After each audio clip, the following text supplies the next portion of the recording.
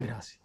Bueno, muy buenas tardes a todos. Qué bueno que nos hemos reunido aquí una vez más para seguir, para continuar en este estudio del Evangelio de Juan.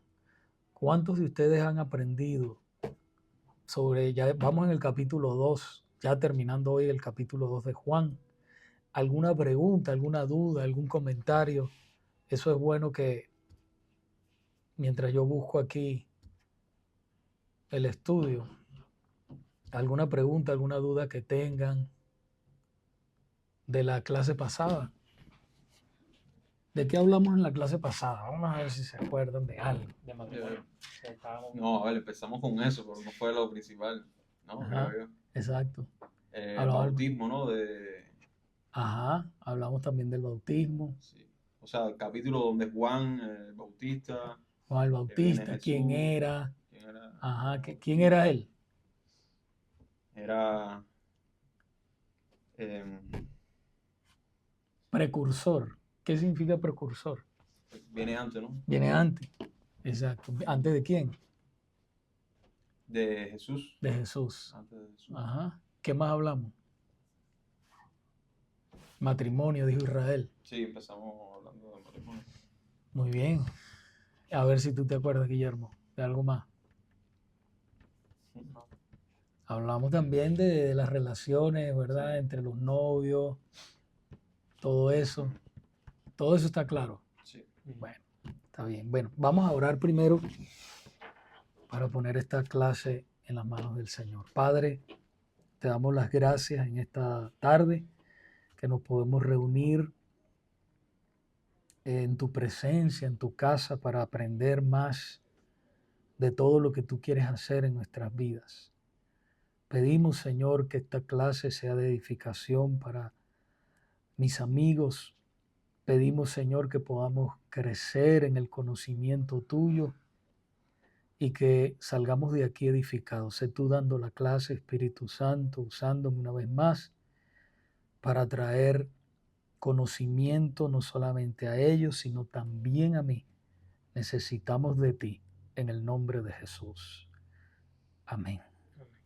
Bueno, primeramente, hablamos un poquito de la clase anterior, pero también, bueno, ya él me dijo cómo le está yendo en la escuela, cómo le está yendo a ustedes, la escuela, Bueno, yo sé que tú estás en un proyecto, pero vas a entrar a la escuela, ya tú me dijiste. Que sí, después que estés ahí, pues Va a ver lo que quiere el Señor. lo que quiera el Señor. Lo Vamos a que ver. pasa es que, mira, fíjate una cosa, aquí como estamos todos, somos jóvenes, hay una cosa que es realidad. Nosotros siempre queremos saber toda la película. Cuando uno va a ver una película, ¿verdad? ¿Qué hace uno? Uno quiere saber el final completo. ¿Verdad que sí?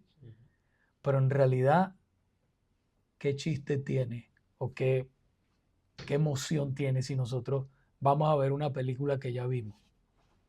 ¿Verdad? Para que tú ves una película, bueno, tiene que ser muy, muy buena que la veas 2, 3 veces.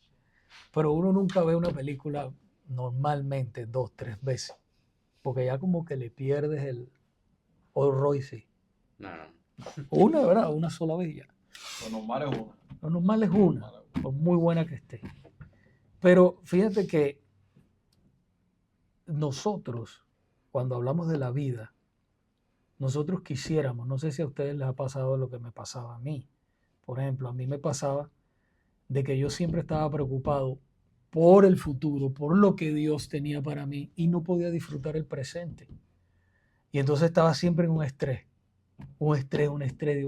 Entonces me perdía de lo que el Señor me dice en la palabra, que me dice que cada día traiga su propio afán. Dice que no me preocupe por el día de mañana, porque el día de mañana trae su afán. Porque, por ejemplo, yo puedo decir, o Guillermo puede decir, bueno, por lo que se ve, las condiciones que yo tengo, probablemente yo llegue a ser uno de la NFL, ¿verdad? NBA. No, NFL es más bajo, ¿no? Béisbol. Es béisbol, ¿verdad? ¿Verdad? No. Estoy un poquito perdido con el deporte. Eso puede ser. Dios ha puesto la pasión tuya con el basquetbol, ¿verdad? Y todo eso. Puede ser que llegues ahí.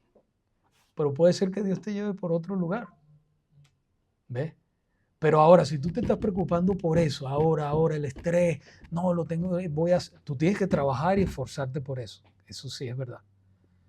Pero tú no puedes estar pensando y enfocado en ese futuro. ¿Por qué? Porque eso te va a dar estrés y tú no vas a poder disfrutar lo que estás viviendo ahora. No sé si me explico. Por ejemplo, él es músico, ¿verdad? Y él toca el piano muy bonito. No sé si ustedes saben que salió el señor de aquí, uno de los líderes de la iglesia americana, Sí. y empezó a escuchar esa melodía. Y entonces él dijo, wow, amazing, amazing, amazing, ¿no? Estaba diciendo él. Y entonces mi esposa se asustó porque mi esposa estaba ahí. Ella dijo, está haciendo algo malo, hicimos algo mal que está enojado, ¿no? Pero entonces él dijo, no, es que esta melodía, yo no sé si estabas tocando alguna melodía muy, que a él le gustó mucho o algo, parece, posible. fuera posible, ¿verdad? Pero él salió con esa reacción que no es normal en él. Y entonces le encantó, y eso que estás tocando en un piano que no está no está afinado ni nada. Adelante, que no está afinado ni nada, adelante, pasen, bienvenidos, bienvenidos. Entonces, pero por ejemplo, él, ¿verdad? No sabemos si él ahora se dice, no, yo voy a ser un pianista profesional. Y él se puede enfocar en eso y estudiar, y de hecho ha estudiado y todo, pero no sabemos por dónde Dios lo va a llevar. Puede ser que llegue a ser un profesor de música. No sabemos lo que Dios tiene. Pero lo que digo yo, el punto es que nosotros debemos ir, bueno, en el caso tuyo, a ti te encanta lo que es el deporte, te estás preparando, fisiculturista, dietista, todas esas cosas, ¿verdad? Y Roy, no sé todavía Roy está ahí, pero ya más o menos ustedes tres tienen más o menos lo que están enfocados. Pero lo que les digo es que no se enfoquen más allá, sino vivan cada día. Hoy voy a entrenar, hoy voy a hacer lo mejor de mí en el básquetbol, en la música, en el deporte, ¿ves? Y lo voy a hacer hoy. Mañana el futuro está en las manos de Dios, ¿verdad? Estamos hablando aquí como Dios tiene, Él lleva cada día, que él nos dice, el Señor nos dice, que dejemos que cada día tenga su propio afán, es lo que estamos hablando. Pero que a veces me pasaba a mí cuando yo estaba más joven, no es que no lo estoy, no voy a decir que no, pero yo me enfocaba en el futuro. Y entonces me enfocaba en el futuro y no disfrutaba del presente y me estresaba. Y ese futuro que yo pensaba nunca llegó. ¿Ves? Por ejemplo, él tiene su empresa, ¿verdad? De plomería. Entonces él dice, bueno, yo quisiera ser la empresa número 1 de aquí de Houston, ¿verdad? Una buena empresa, tener no sé cuántos empleados, ta. Pero él está trabajando en eso, pero no se puede enfocar en eso en el sentido de preocuparse por eso de una manera, porque él no sabe si va a llegar hasta ahí. Está trabajando para eso y debe disfrutar lo que tiene hoy. Ese es el punto. Porque tú no sabes si Dios te va a llevar ahí o de repente te va a desviar a otro sitio y lo que estás viviendo ahora son habilidades que adquieres, que Dios te ha dado para formarte para otra cosa.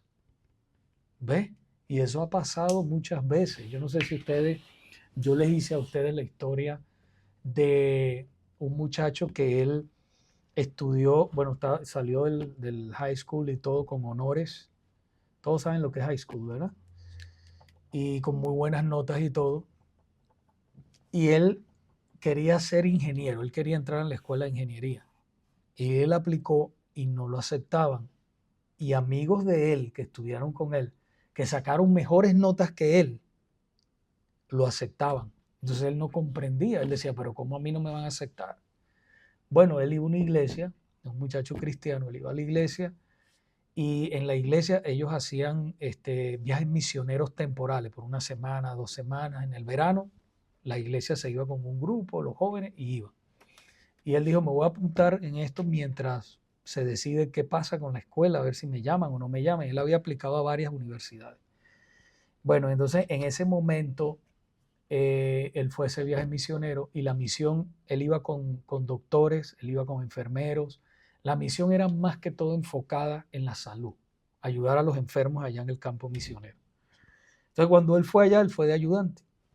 Y cuando él empezó a ver a los médicos, la necesidad, todos los que hacían los enfermeros, él sintió una convicción. O sea, eso lo impactó a él enormemente y sintió una convicción profunda de que Dios no lo estaba llamando a él a ser ingeniero, sino a ser médico. Cuando regresó, se anotó en la escuela de medicina y llegó a ser médico, un médico misionero. ¿Ves? Pero él estaba enfocado y él estaba estresado, es lo que les quiero decir a ustedes, en que él iba a ser ingeniero y estaba enfocado con eso. Pero Dios lo llevó por otra parte. ¿Ves? Entonces, siempre debemos estar como pendientes con los... Y yo sé que de repente usted diga, no, pastor, yo quiero ser esto, yo quiero ser lo otro.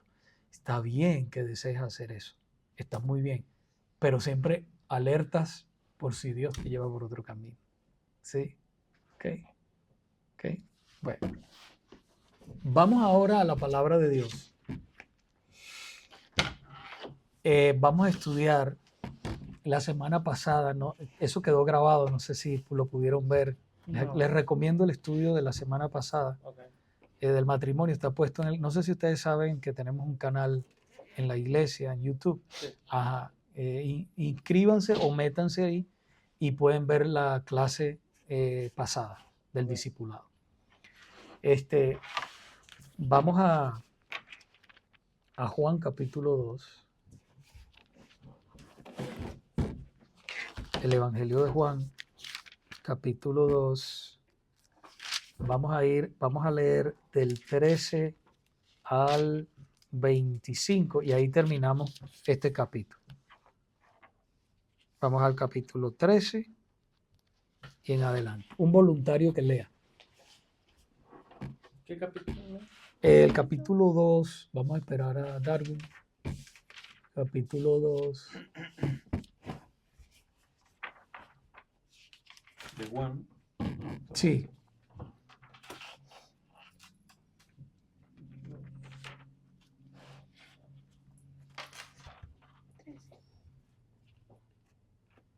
Ajá. ¿Quién lee Darwin?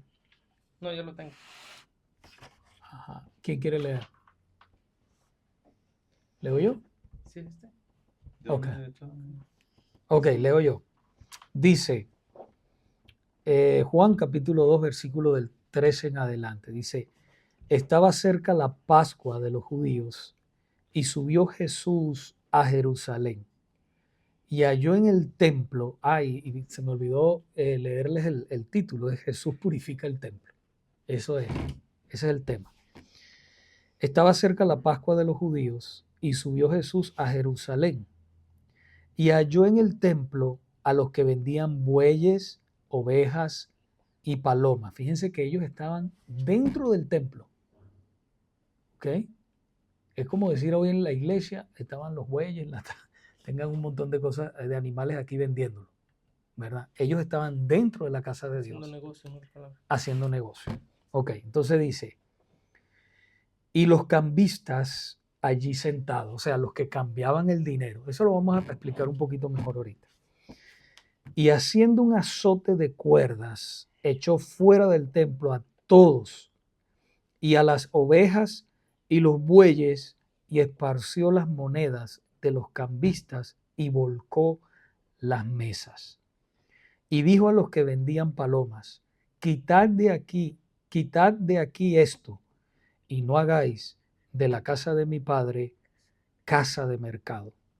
Entonces se acordaron sus discípulos que está escrito, el celo de tu casa me consume. O sea, y cuando dice se acordaron los discípulos, es porque los discípulos se acordaron lo que dice el Salmo 69:9. Dice así, el celo de tu casa me consume. O sea, el Señor tenía celo por la casa de Dios. Y cuando él vio que algo se estaba haciendo mal, él disciplinó rápidamente. No porque no amaba a las personas, sino que él fue en contra de lo que estaba mal hecho. No en contra de las personas en sí, sino de esa maldad que estaba ocurriendo ahí. Entonces dice, y los judíos respondieron y le dijeron, ¿qué señal nos muestras ya que haces esto? Respondió Jesús y les dijo, destruid este templo y en 3 días lo levantaré. Dijeron luego los judíos, en 46 años fue edificado este templo y tú en 3 días lo levantarás. Mas él hablaba del templo de su cuerpo. Él no estaba hablando de la edificación, él estaba hablando del templo de su cuerpo. O sea, él estaba hablando de su muerte y su resurrección. Acuérdense que el Señor murió, ¿verdad? Un viernes y resucitó el domingo. Al tercer día resucitó. Él estaba hablando del templo de su cuerpo, que él resucitaría al tercer día. Por tanto, cuando resucitó de entre los muertos, sus discípulos se acordaron que había dicho esto y creyeron la escritura y la palabra que Jesús había dicho. O sea, ya después fue que los discípulos creyeron la palabra que el Señor había dicho. ¿Por qué? Porque vieron que se cumplió esa profecía que él dijo. O sea, yo voy a morir, Jesús sabía. Jesús vino con una misión y él sabía, porque es Dios. Él sabía cómo iba a morir, cuándo iba a morir, absolutamente todo, porque es omnisciente. Omnisciente significa que él todo lo sabe. ¿Okay? Y un poquito más abajo nos vamos a dar cuenta de la omnisciencia de Dios. Cuando dice en el 23, estando en Jerusalén, en la fiesta de la Pascua, muchos creyeron en su nombre. Y fíjense que dice muchos, no todos. Uno predica la palabra, pero no todos creen. Pero muchos creyeron, viendo las señales que hacía. Pero Jesús mismo no se fiaba de ellos porque conocía a todos y no tenía necesidad de que nadie le diese testimonio del hombre, pues él sabía lo que había en el hombre. Y eso también lo vamos a explicar ahorita un poquito más.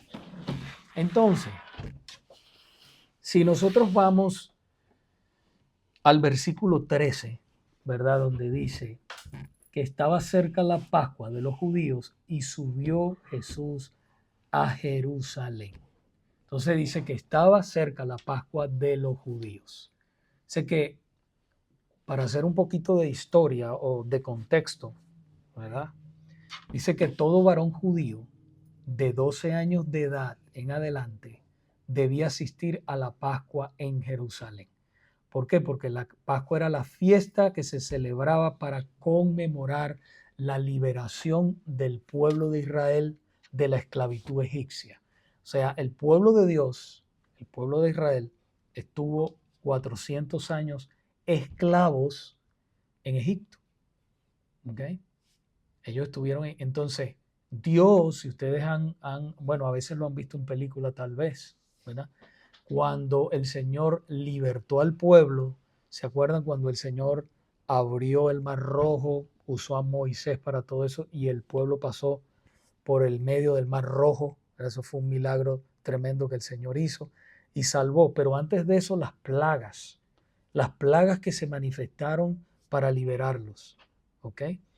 Entonces, ellos, por orden del Señor, debían celebrar la Pascua una vez al año, debían celebrarla en conmemoración de que el Señor los había ellos librado, ¿verdad?, de la esclavitud de Egipto. Y si ustedes se dan cuenta, si nosotros, por ejemplo, traemos esta palabra hoy en día, de que el Señor nos ha libertado a nosotros hoy en día, ¿verdad? ¿De qué? ¿De qué piensan ustedes que nos ha libertado el Señor hoy en día?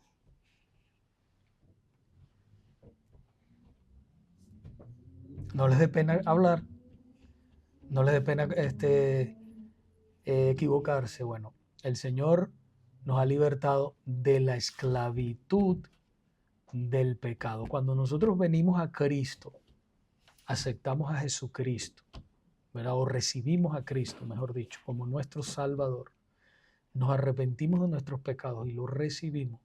Entonces, el poder del Espíritu Santo viene sobre nosotros, ¿verdad? A vivir y a morar en nosotros y nos liberta de la esclavitud del pecado, de la muerte espiritual. Nos sella como propiedad de Él y entonces nuestro destino es ir al cielo con Él. Si eso no sucede, pues la persona no puede ir al cielo nunca jamás. Jesús habló también del infierno. dice que todas las personas que lo rechacen a Él irán a la condenación eterna. Juan 3:36 nos dice que el que acepte a Jesús, lo voy a parafrasear, tiene vida eterna, pero el que rechaza a Jesús no tiene vida eterna, sino que la ira de Dios está sobre él o sobre ella, Ya ha sido pero ya ha sido condenado, ¿verdad? Y eso lo vamos a ver la semana que viene a más profundidad cuando entremos en el capítulo 3, ¿ok? Entonces, pero volviendo al punto aquí de la fiesta judía que se celebraba, esos judíos venían de todas, no importa, donde ustedes, es como decir nosotros los hispanos, ¿verdad? Que vamos a suponer que todos fuéramos de una misma raza, vamos a suponer, pero nos hemos expandido por todo el mundo, nos hemos esparcido por todo el mundo. Pero nosotros tendríamos que celebrar la Pascua, ¿verdad? Una vez al año. Entonces, esa era una fiesta que era obligatoria para todo judío. Póngase, vamos a suponer que sea obligatoria para todo hispano. Estoy como haciendo una comparación para que ustedes vean. Entonces, todo, vamos a suponer que se celebraba aquí en Houston, ¿verdad? En este caso se celebraba en Jerusalén.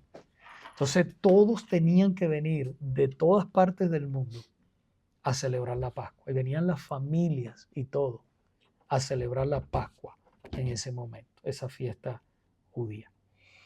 Quisiera tener más tiempo para poder expandir de lo que era la fiesta y qué era lo que se decía y qué era lo que se celebraba, pero no tenemos mucho tiempo, pero básicamente era eso, ¿ok? Se sacrificaba un cordero, la familia lo comía, era una fiesta muy importante para todo judío y debían estar ahí presentes. Lo otro es que vayamos, por ejemplo, pasemos al versículo 14, donde dice que hallando en el templo a los que vendían bueyes, ovejas y palomas y a los cambistas allí sentados, dice que al entrar Jesús, imagínense esta escena, el Señor va a adorar a Dios. Cuando tú vas a la iglesia que tú quieres encontrar, ¿verdad? Reverencia, devoción, paz, solemnidad, que se estén haciendo las cosas como Dios dice en su palabra. ¿Ok? Pero cuando Jesús entra allí, entonces dice que Él halló en el templo a los que vendían bueyes y ovejas y palomas y a los cambistas. Entonces dice que al entrar Jesús en aquella ocasión en el templo de Jerusalén, vio en el patio, en el patio de los gentiles, porque el templo se dividía en varias partes y había una parte que era donde podían entrar los gentiles. ¿Se acuerdan que hablamos de los gentiles? ¿Quiénes eran los gentiles? Los que no pertenecían al grupo de los judíos. Correcto, muy bien, 100 puntos. Muy bien, exacto. Entonces, los gentiles no podían estar donde estaban los judíos. Entonces, había un patio que era de ellos. Entonces, se había el patio de los gentiles se había transformado en algo parecido a un corral de ganado. O sea, ahí había por todas partes bullerío, los excrementos de los animales. Imagínense todo el desorden que había. Entonces, ahí es donde el Señor, ¿verdad? Se sorprende y se enfurece verdaderamente de eso. Y ahí podemos ver que ahí es un ejemplo de que cuando nosotros nos molestamos por algo, porque dicen, no, ahora los cristianos no deben molestarse. Los cristianos pueden molestarse, ¿verdad? Y enojarse por cosas justas, ¿verdad? Porque la Biblia dice que la ira del hombre no obra la justicia de Dios. Pero cuando nosotros nos enojamos, debe ser una ira, debe ser una molestia justa. Entonces, en este momento nosotros vemos que el Señor se enoja, pero se enoja con razón, porque ellos estaban pervirtiendo la casa de Dios. De hecho, si ustedes miren ahí en el capítulo 2 y el versículo 15, acuérdense que los versículos chiquiticos son, los que digo versículos son los chiquiticos y los capítulos son los grandes. Dice, y haciendo un azote de cuerdas. Imagínense cómo no va a haber cuerdas. Ahí habían cuerdas por todos lados. Si habían animales, habían cuerdas. Y el Señor hizo un azote de cuerdas. Imagino que el Señor agarró varias cuerdas y hizo un azote. Echó fuera del templo a todos y a las ovejas y a los bueyes y esparció las monedas de los cambistas y volcó las mesas. Y dijo a los que vendían palomas, el 16, quitad de aquí esto y no hagáis de la casa de mi padre casa de mercado. Ahora, la pregunta que surge en este punto es, ¿por qué Jesús votó a los cambistas de monedas y a los vendedores de animales? ¿Por qué? Porque no estaban haciendo lo que él quería que estuvieran haciendo, que era adorando. Muy bien. ¿Quién más puede agregar? Porque estaban dentro del templo, estaban incumpliendo, ¿no? Estaban yendo en contra de lo que estaba Establecido, hacer en ¿no? el templo. Correcto. Pero fíjense muy bien lo que han contestado, pero vamos a ir un poquitico más profundo. ¿Qué era lo que estaba pasando ahí en ese momento? Fíjense, los vendedores de bueyes y ovejas y palomas cobraban precios exorbitantes por los animales y explotaban a la gente. Explotaban a la gente.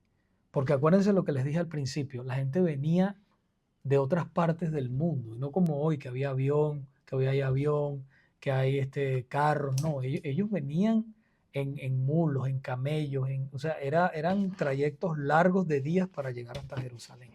Entonces para ellos era difícil traer animales para el sacrificio. Recuerden que en el templo, en aquella época, cuando tú pecabas, y sabemos que todos pecamos, ¿verdad? Ellos para el perdón del pecado, ellos tenían que sacrificar un animal.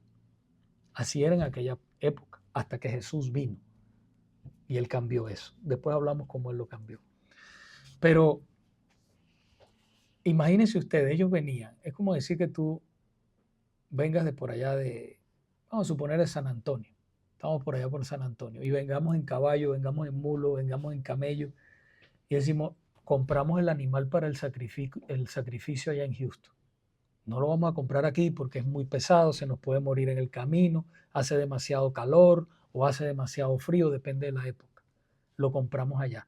Pero ¿qué estaban haciendo estos cambistas dentro del templo del Señor? Ellos estaban vendiendo los animales más caros, robando a la gente. Y otra cosa que también hacían, estos eran los vendedores de animales, pero los cambistas era que ellos venían con moneda, no eran dólares, no era dinero que se podía usar en el templo, porque ellos tenían que traer la moneda que se usaba allí en Jerusalén para poder dar la ofrenda o para poder comprar los animales. Entonces los cambistas le cambiaban. Es como decir que tú vengas de Cuba, tú vienes de Honduras y tú vayas a cambiar y yo te diga, no, el dólar, ¿cómo se dice en Honduras? Empiras. Las empiras, el No, dólar. es carísimo. Ajá, exacto, que esté a 100 y yo te diga, no, yo te la cambio para 300. Y tú dices, ¿qué más vas a hacer? No puedes hacer nada, tú tienes que adorar. Tú eres fiel a Dios, entonces yo te estoy extorsionando.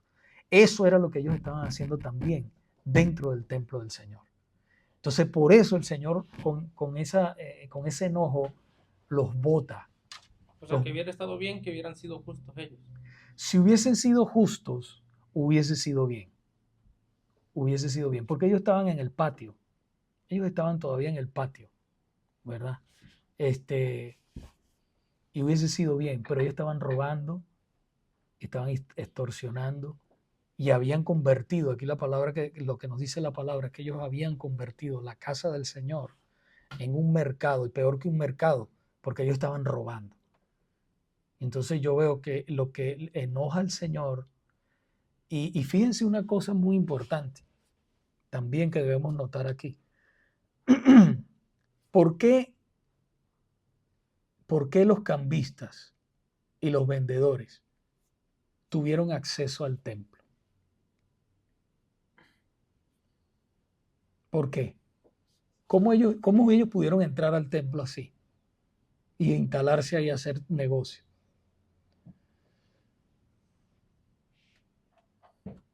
Fácil, porque los sacerdotes le dieron el permiso. ¿Y por qué ustedes creen que los sacerdotes les dieron el permiso? Los sacerdotes estaban metidos en todo eso. Exactamente, eran corruptos. Y de lo que ellos vendían, ellos agarraban una tajada. ¿Ven? Entonces hasta los sacerdotes estaban corruptos dentro de la casa del Señor. Ven como cada versículo tiene tantas cosas que nosotros podemos ver detrás de todo lo que está sucediendo. ¿Y por qué Jesús se enoja? No porque, pero el Señor se enojó, pero ¿cómo Dios no se va a enojar? No, sí, Dios también se enoja. Y es una ira santa. Y es una ira justa. Entonces por eso Él los sacó. Y les dijo, no hagáis de la casa de mi padre casa de mercado. La casa de mi padre es una casa de oración. Es una casa donde se debe predicar la palabra. Entonces, ay, se me fue. ¿Cómo esto nos afecta a nosotros hoy en día como iglesia? ¿Debemos nosotros los cristianos vender cosas en la iglesia? Esa es una pregunta difícil. ¿Debemos nosotros vender cosas en la iglesia? Podemos vender libros, podemos vender... ¿podemos? No, yo creo que no. ¿Crees que no? ¿Qué piensan ustedes? Pues si el Señor no se enojó porque fuera negocio de justo, entonces creo que sí, no habría problema, siempre y cuando sea justo lo que se hace. Porque un ejemplo, muchas personas que vinieran y necesitan una Biblia y pues hay un estándar ahí donde venden las Biblias a precio normal, no habría problema, supongo. Muy buena definición. Pero tú dijiste Yo creo que radical. no, porque, ¿Por qué? bueno, porque es día del Señor y yo creo que debemos dejar todas esas cosas que es para la semana, las dejamos para la semana. Y el día del Señor es día del Señor, no es día de negocio ni de trabajo. Día del Señor es solamente del Señor. O sea, ni hablar de negocio ni de trabajo, dejar todo eso para la semana. Para eso tenemos 6 días. ¿No? Muy bien. Muy bien. O sea que si la pudiéramos vender en los otros 6 días. Sí, tenemos Y hacer 6 días comida para y- hacer negocio, trabajo, estudio y el día del Señor es día del Señor. No creo que... Es buena observación. ¿Qué ustedes piensan? Yo veo que no se debería. En ningún día. Estamos hablando dentro de la iglesia. No, pero vamos a suponer que un miércoles. Oh, sí. Obviamente se debe. Bueno, en la iglesia no se debería, pero fuera me imagino que sí. Obviamente. Israel. Una pregunta comprometedora esa, tiene su truco, pero no, No está vendiendo nada por ahí que era... no sé, no sabía. Sí, porque fíjense, el dinero no es malo en sí. Malos es como nosotros lo utilizamos. Todos. ¿Verdad? Mire, Dios nos ha dado a nosotros los trabajos, la salud, la escuela, todo lo que nosotros tenemos, ¿verdad? Viene de Él. El día del Señor, yo estoy más con lo que dijo Él, aunque no es que estoy en contra de ustedes, sino que eso es algo que hay que traerlo a un balance, ¿verdad? Hay que traerlo a un balance. ¿Por qué? Porque el día del Señor nosotros no venimos a hacer negocio, nosotros venimos a adorar a Dios. El día del Señor es el domingo. Y se recogen ofrendas, ¿verdad? Los diezmos, las ofrendas se recogen. Es algo que todos nosotros como hijos de Dios lo hacemos, pero ahí no estamos nosotros comprando ni estamos intercambiando ni nada, estamos adorando a Dios, porque las ofrendas son parte de la adoración dentro del culto o del servicio a Dios el domingo. Pero de ahí a nosotros hacer negocio, yo también me pongo o sea, lo cuestionaría, no el domingo. Pero yo sé que hay iglesias que lo hacen. Hay iglesias que lo hacen. El punto es que yo digo que no se debe, lo que dijo Darwin, que no se debe distorsionar a la gente.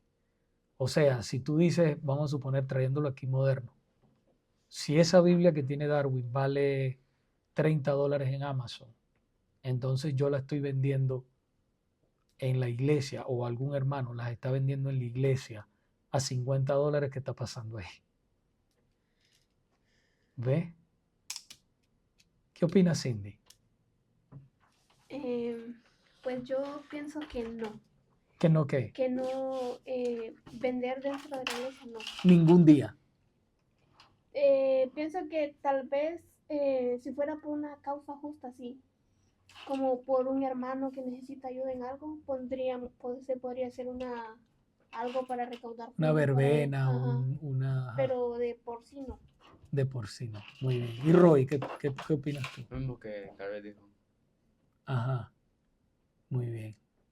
Está muy bien. No, bueno, están muy, muy buenas las opiniones. Y sí, bueno, número uno, para hacer ¿cómo se dice? Un repaso de lo que hablamos todos. Número uno, el día del Señor, ¿verdad? Nosotros no venimos a hacer negocios. Tenemos 6 días para hacer negocios. Los otros días yo también lo vería como algo, es muy delicado, ¿no? Podría ser, como dice Cindy, ¿verdad? Porque nosotros debemos de cuidarnos de ser, lo primero es ser testimonio a la gente y, y no herir también la conciencia de algún hermano, ¿verdad? Porque de repente para un hermano, y ahí entra lo que es andar en amor. Definitivamente el día del Señor no, pero vamos a suponer otro día y de repente tú estás haciendo algo o algunas iglesias, ¿verdad? Venden libros y todas esas cosas y de repente para un hermano eso sea malo. Y entonces la conciencia de ese hermano se va a herir por causa de eso. Porque hay cosas en la Biblia que no nos dice claramente que no la hagamos, pero es un asunto de conciencia, de prudencia. Y si algo le va a herir o le va a hacer mal a un hermano, nosotros por amor a esos hermanos debemos aguantarnos de hacerlo. Entonces yo pienso que podemos hacer negocios fuera de la iglesia, pero en la casa del Señor recogemos ofrendas. Sí, como dice Cindy, hay una causa de que alguien, por ejemplo, le dio cáncer o pasó algo y entonces decimos, hermanos, vamos a reunirnos todos y vamos a ofrendar por cada plato de comida $10, $20 o lo que usted quiera para recoger ofrendas para este hermano que tiene una necesidad grande. Ya eso es diferente. Yo pienso que sí se pudiera hacer de esa manera. ¿Ok? Entonces, ¿estamos claros hasta ahí? Perfecto. Perfecto. Vamos a ir al punto, al 24 y 25, de ahí mismo del capítulo 2, al versículo 24 y 25, que dice, y estando en Jerusalén en la fiesta de la Pascua, o sea, el Señor estaba ahí en la fiesta de la Pascua, muchos creyeron en su nombre, muchos creyeron, fíjense que no dice todo, muchos, viendo las señales que hacía. Pero Jesús mismo no se fiaba de ellos, o sea, no confiaba tampoco en ellos, porque conocía a todos. Y no tenía necesidad de que nadie le diese testimonio del hombre, pues él sabía lo que había en el hombre. Es decir, sabía exactamente lo que había en el corazón de cualquier persona. ¿El Señor sabe lo que hay en nuestros corazones? Sí. Mira, hay personas que vienen a la iglesia, ¿verdad? Y nosotros no podemos ver más allá. Yo no sé lo que está en el corazón de ustedes, Dios sí. Entonces Jesús sabía y sabe quién viene realmente con una intención de adorarlo, quién viene a la iglesia o a buscar novio o novia, o viene a la iglesia a buscar cualquier otro tipo de interés, ¿verdad? O viene porque quieren que le den dinero, o viene por cualquier otra cosa o viene para destruir la iglesia, ¿ok? Por diferentes razones. Entonces, estas personas que se acercaban al Señor, el Señor sabía lo que había en el corazón de ellos. ¿Por qué? Porque como estábamos hablando al principio, el Señor es omnisciente, o sea, todo lo sabe. También el Señor ese es uno de los atributos de Él, que Él es omnisciente, todo lo sabe. también es omnipresente. ¿Qué significa omnipresente? Que está en todos lados. Que está en todos lados al mismo tiempo. Ajá.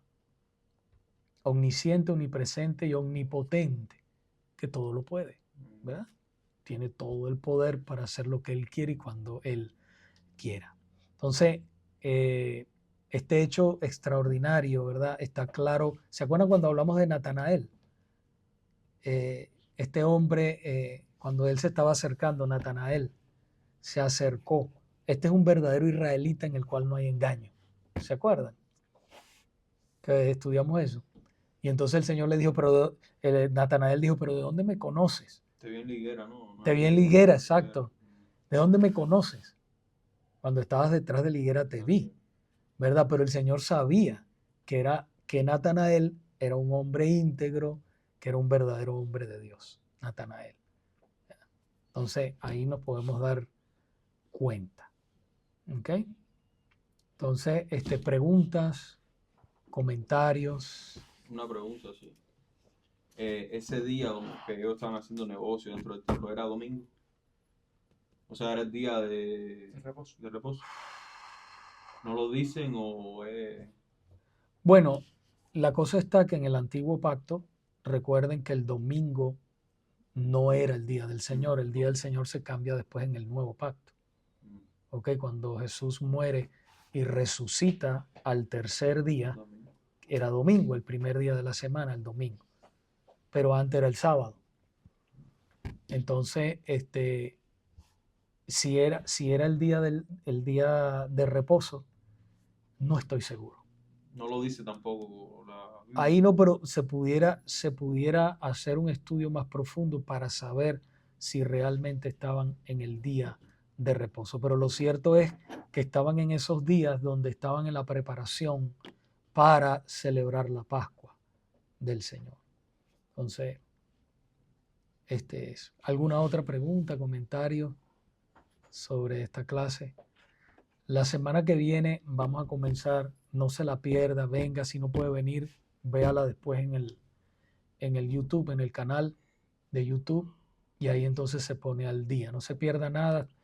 Queremos conocer la vida de Cristo a la más profundidad posible. ¿Qué fue lo que el Señor hizo por nosotros? ¿Qué está haciendo?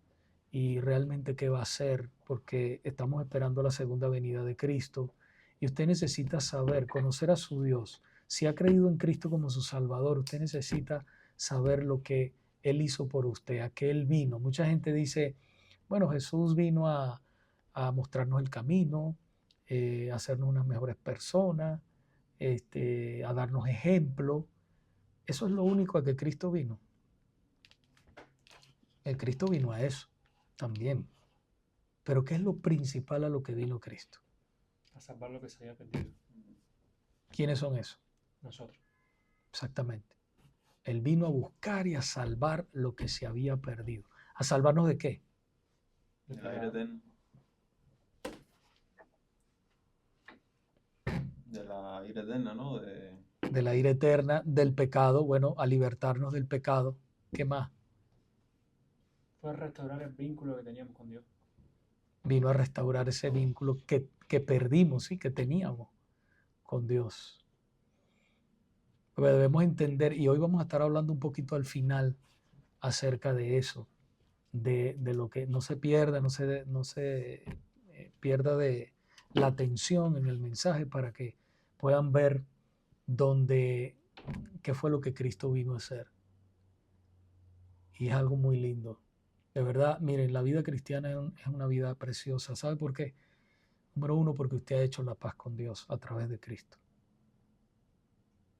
Si usted es cristiano, verdaderamente, ya la ira de Dios no está sobre usted.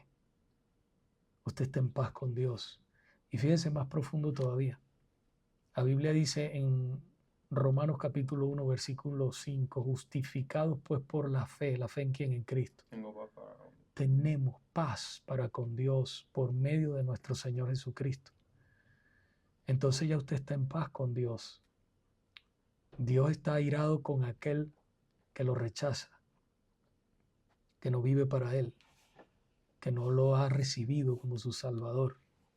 entonces ahí está el gran problema del hombre. ¿Por qué? Por el pecado. Todos hemos nacido en pecado. Todos nacemos, necesitamos un Salvador. Hay gente que dice, no, yo no he matado a nadie, no le hago nada a nadie, pago mis impuestos, soy una buena persona. De buenos está lleno el infierno. Por ser bueno la gente no se salva. La gente se salva es por arrepentirse de sus pecados y poner la fe en Jesucristo, recibirlo, la fe en Cristo como tu Salvador. Eso te lleva al cielo. Por eso el Señor dijo, yo soy el camino, la verdad y la vida. Nadie va al Padre o viene al Padre si no es por mí. Así que la salvación está en Jesucristo y solamente Cristo salva. ¿Ok? Pregunta, ahora sí terminamos. Sí, una pregunta, así pero no tiene nada que ver con lo que estamos hablando del tema. Pero así como en las otras iglesias que no son cristianas y que creen, como decir, en otros santos, pero hay personas de que sí viven arrepentidas y llevan un buen camino y eso, pero ellos están en ese camino de esa otra iglesia. ¿Cómo puede una persona así cambiar? Bueno, mire, la Biblia nos dice claramente que hay caminos que al hombre le parecen rectos, pero su fin son caminos de muerte. Está bien que una persona sea buena persona, pero Cristo fue el único que vino a reconciliar al ser humano con Dios a través de su muerte y su resurrección. Muerte en la cruz y resurrección. Esas personas necesitan a Cristo. Yo puedo ser muy bueno, pero por bueno yo no me voy a salvar. Está bien que seamos buenos. Inclusive hay muchas personas que no tienen al Señor y son buenas, pero no tienen a Cristo.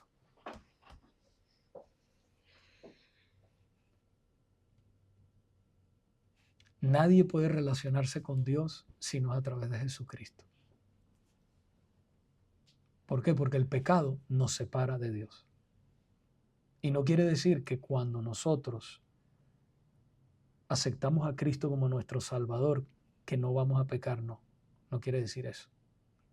Quiere decir que ya nosotros no practicamos el pecado, porque la simiente de Dios, que es la presencia de Dios en nosotros, ¿verdad? No nos permite practicar el pecado. Permanece en nosotros y no podemos pecar, no podemos practicar el pecado, porque ya una naturaleza nueva se ha formado en nosotros. Cuando el Espíritu Santo viene, te regenera, te cambia. Y espiritualmente quita el corazón de carne, espiritualmente, y pone un corazón. Quita el corazón de piedra y pone un corazón de carne. Ese corazón que ama a Dios, que entiende la palabra de Dios bastante, ¿verdad? La palabra es un pozo sin fondo, pero por lo menos la entiende y entiende su relación con Dios. Pero todas esas personas que están en otros templos o en otros y no tienen a Cristo están perdidas. Necesitan realmente, para tener una relación verdadera con el Dios verdadero, es a través de Jesucristo. No hay otra manera. No lo hay. ¿Por qué? Porque cuando Cristo muere, no solamente muere, sino que Él resucita. El Padre resucita a Jesucristo como una prueba de que el Padre aceptó el sacrificio de Cristo por el perdón de nuestros pecados, de los que nos hemos arrepentido. O sea, Cristo paga la deuda de pecado de nosotros. La paga por nosotros. Es como cuando estamos en un tribunal y el abogado dice, yo voy a pagar la deuda tuya, Darwin. El millón que te robaste, el mal que hiciste, el pecado que cometiste, yo lo voy a pagar por ti. Tú lo único que tienes que hacer es creer en mí. Y entonces ese abogado que es Cristo te absuelve de la pena y del castigo que el juez te iba a imponer, que es Dios. Ahora Él te reconcilia con Dios, ese abogado tuyo que es Cristo. Entonces, ¿qué pasa? Mahoma no resucitó. Confucio no resucitó. Ningún líder espiritual que ha vivido en esta tierra ha muerto, pero no ha resucitado. Cristo resucitó y ese es el sello de nuestra salvación. Porque si Cristo no ha resucitado, entonces la fe de nosotros no sirve para nada. Estamos todavía en pecados. Porque murió igual que cualquier otra persona muere, como nosotros morimos. Pero el sello de nuestra salvación es que Cristo resucitó, y por haber resucitado y el Padre haber aceptado el sacrificio de Él, nosotros tenemos paz con Dios. Podemos relacionarnos con el Dios verdadero, el Dios que hizo los cielos y la tierra, el Dios que inspiró esa palabra que ustedes están leyendo. Esa es la verdad. Y nosotros quisiéramos que todo el mundo se arrepintiera y viniera a los pies de Cristo. Pero no es el trabajo de la iglesia convencer a nadie. El trabajo de la iglesia, de nosotros como iglesia, es predicar el evangelio y orar por los perdidos. Y solamente Dios, Espíritu Santo, convence de pecado. ¿Ok? Sí respondimos la palabra, Sí. Señor.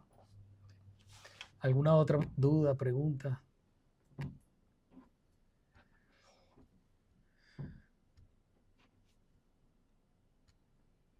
Ok, vamos entonces a... De todas maneras, la seguimos contestando. La seguimos contestando. A ver si nos despedimos en esta tarde de esta clase y el domingo que viene estaremos en el Evangelio de Juan capítulo 3. Estamos estudiando el Evangelio de Juan capítulo 3. Tremendo, estamos conociendo a Cristo. Dios les bendiga.